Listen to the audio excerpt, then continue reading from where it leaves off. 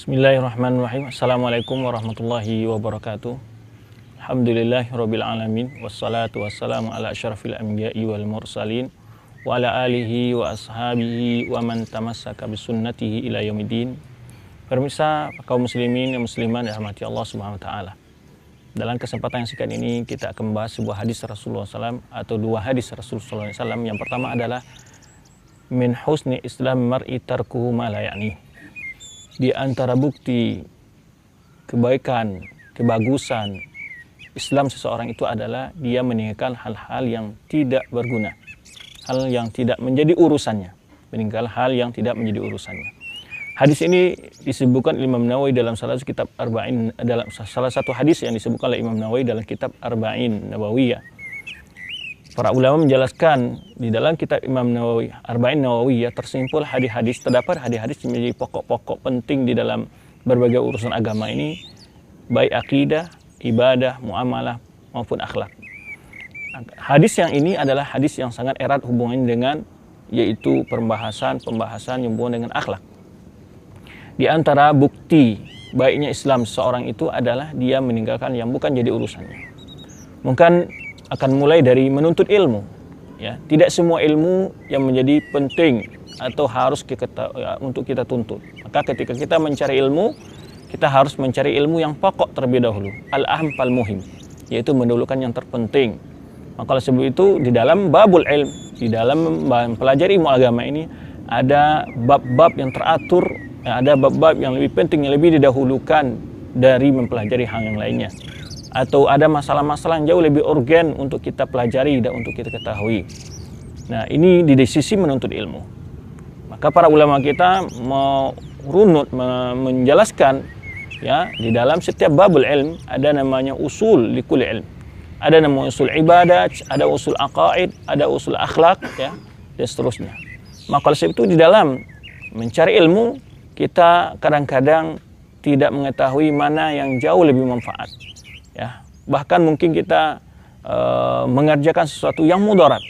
Makanya ada orang menganggap ketika ada orang melakukan hal-hal yang dianggap adalah salah satu cara untuk mendapatkan ilmu, atau menurut dia ilmu yang dia pelajari ada hal yang penting, akan tetapi justru membawa mudarat dan membawa malapetaka di dalam hidupnya. Kadang-kadang begitu dalam pembahasan agama, di dalam berdakwah, ya, mungkin pula dalam beramal.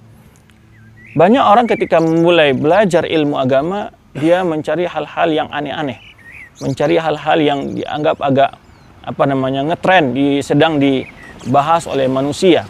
Jadi dia mempelajari ilmu agama ditentukan oleh kondisi, bukan menurut panduan para ulama yang mana. Ilmu yang pertama harus kita bahas itu adalah pembahasan i'tiqad, akidah, memantapkan iman kita kepada Allah, memantapkan iman kita kepada para malaikat, memantapkan iman kita kepada kitab Allah, memantapkan iman kita kepada para anbiya dan rasul Allah, memantapkan iman kita kepada hari akhirat, memantapkan iman kita kepada takdir baik dan takdir buruk dari Allah Subhanahu wa taala. Ketika orang keliru dalam membahas masalah seperti ini, ya, dia membahas masalah-masalah yang bukan jadi urusannya, bukan menjadi hal yang lebih terpenting bagi dia, sehingga kita lihat ketika dia dalam belajar ilmu agama kadang-kadang tidak mendapatkan ilmu itu karena dia salah di dalam membahas atau mempelajari masalah-masalah agama itu. Dia mencari hal-hal yang lebih ujung, hal-hal yang lebih sulit, hal-hal yang lebih ngetren sedang dibicarakan orang, ya.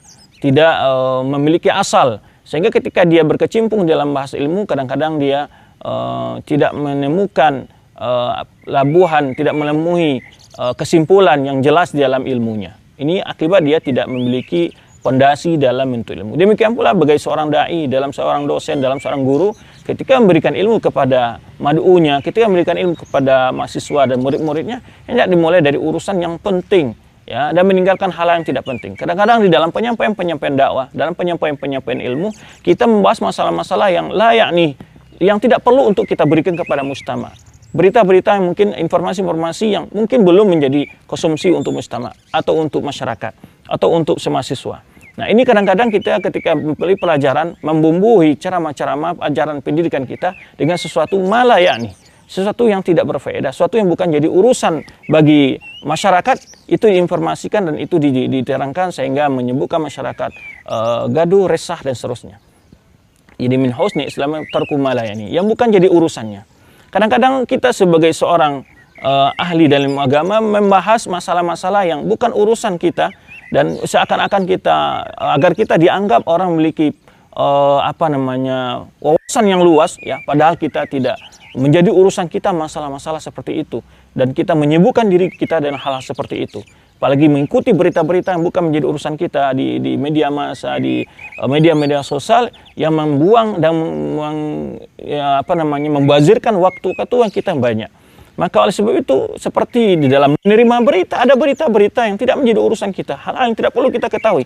Bahkan ketika kita mengetahui berita-berita, masalah-masalah itu justru menjadi masalah dalam diri kita sendiri, membuat pikiran kita terkuras, membuat hati kita menjadi sedih, menjadi hati kita menjadi galau. Oleh sebab itu, hendaknya seorang muslim ketika menuntut ilmu, ketika menerima informasi, ketika mengamalkan, ketika berdakwah, hendaknya lebih memfokuskan hal yang tepat, yaitu min husni Islam mar'i tarku malayani, meninggalkan perkara-perkara yang tidak ada berfaedah.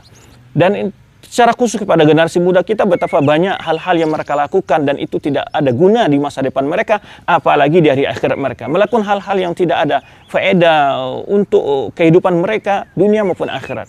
Menghambur-hamburkan waktu dan kesana sini, melakukan kegiatan-kegiatan yang itu hanyalah sifatnya hura-hura, hanyalah membuang-buang waktu.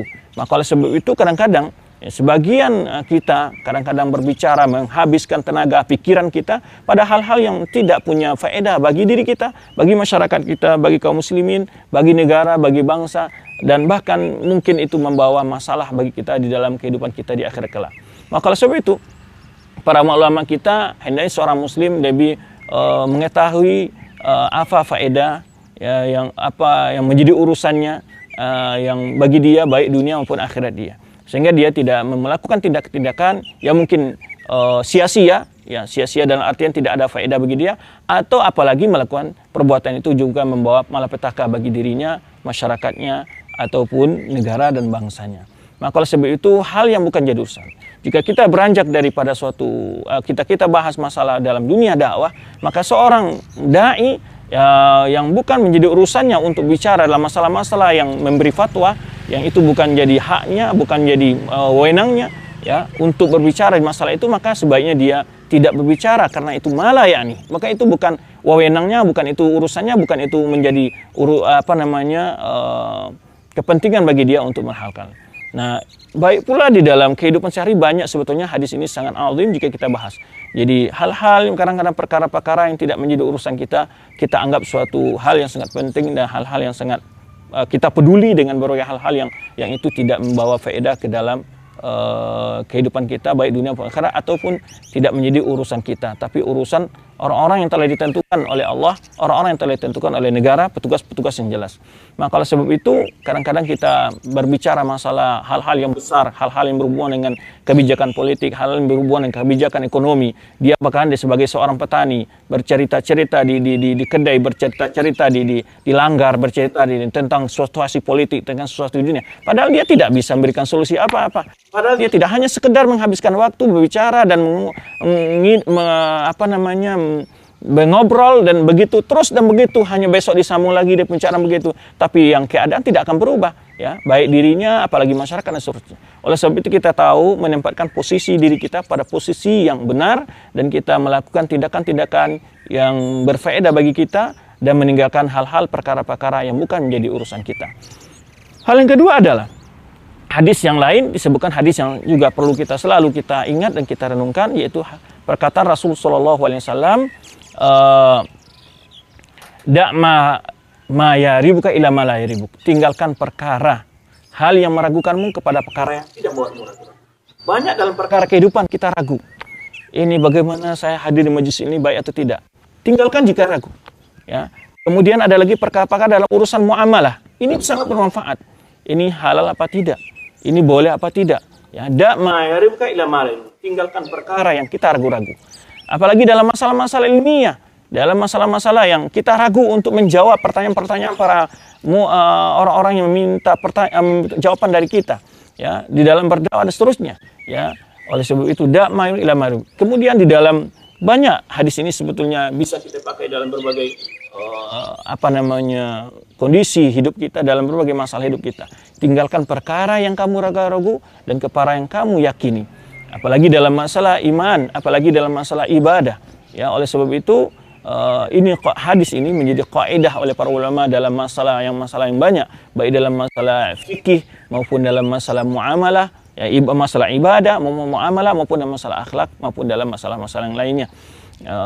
Yaitu masalah-masalah yang dibisikkan oleh syaitan kepada diri kita. Kadang-kadang kita ragu tentang perkara-perkara agama, kadang-kadang kita dibisikkan kepada diri kita berbagai hal-hal yang membuat kita sangsi dan ragu, apalagi dengan banyaknya informasi-informasi yang sengaja membuat kita ragu kepada ajaran Allah dan juga kepada sunnah Rasulullah SAW, maka kita tinggalkan hal yang meragukanmu kepada hal yang tidak membuatmu menjadi ragu.